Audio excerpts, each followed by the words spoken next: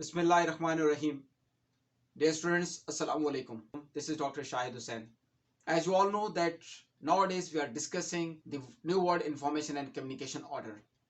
So far we have discussed four important aspects of the New World Information and Communication Order. In first discussion, we focused on the introduction of NWICO. Then we discussed the historical perspectives of NWICO. Then we discussed the McBride Commission. And after that, in our fourth discussion, we focused on the issues or the concerns which were raised as part of the NWICO debate.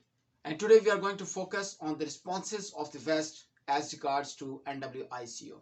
And when we talk about the responses of the developed West or developed North as regards to the New World Information and Communication Order, in this regard, let me share that the UNESCO work on the NWICO was immediately met with criticism from many areas. A lot of criticism was coming from across the globe, especially from the developed world or the developed nations.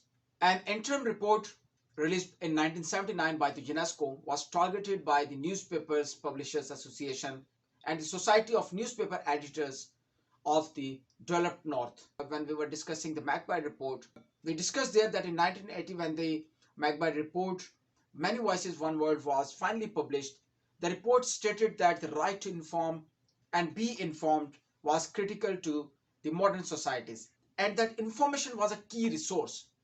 So the information right to information पर बहुत ज़्यादा emphasize था McBride commission का और इसी चीज़ पर ज़्यादा emphasize था new world information and communication order का और कंसर्न ये था कि new world information and communication order है that should be such like कि there should be two-way flow of information rather than one-way flow of information, जो कि it was considered at that time in 1970s when the debate on the New World Information and Communication was started.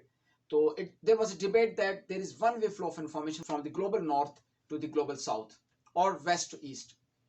तो ये concern था non-aligned countries का या developing countries का कि this communication, flow of communication should be, a flow of information should be on the both sides. There should be two-way flow. अगर एक side पे the information is coming from the north to south, so there should be information from the less developed countries towards the developed countries. And this was emphasized. Right to information was emphasized in the McBride Commission as well. Similarly, when we talk about the responses of the West as regards to the New World Information and Communication Order, so, according to Wikipedia, the United States government was hostile to the New World Information and Communication Order.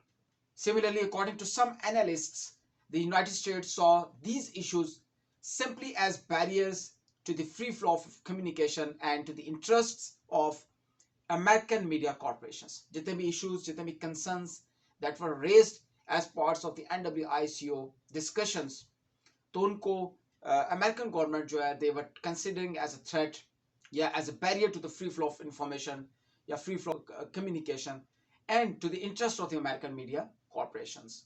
So these was the concerns from the American side.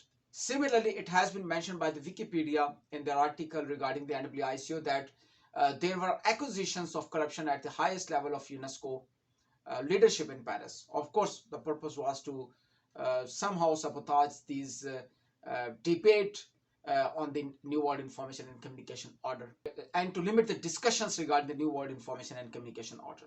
Furthermore, the work of the UNESCO was perceived to limit both individual and press freedom. It was considered that the work of UNESCO will ultimately limit the press freedom. Additionally, according to Wikipedia, anti-communist Cold War sentiments were gaining increased traction in the United States. And another very important aspect as regards to the responses of the West on the NWICO is that according to Wikipedia, the United States eventually withdrew its membership in UNESCO at the end of the 1984 and the United States rejoined in 2003. Similarly, according to the Wikipedia, the New World Information and Communication Order also saw the United Kingdom back out of the UNESCO until 1997. So these were some of the important concerns, some of the important responses of the West as regards to the New World Information and Communication Order, which clearly shows that the debate regarding the New World Information and Communication Order was not being digested by the developed countries, by the developed North or the developed West. And they were in one way or the other way, they were criticizing the debate regarding the New World Information Order or the New World Information and Communication Order. And they were trying to somehow to somehow limit the debates and to somehow divert the course of direction or course of discussions. So these were the most important aspects I have discussed with you people. I do hope that you have understood that what sort of responses the New World Information and Communication Order met from the developed countries side.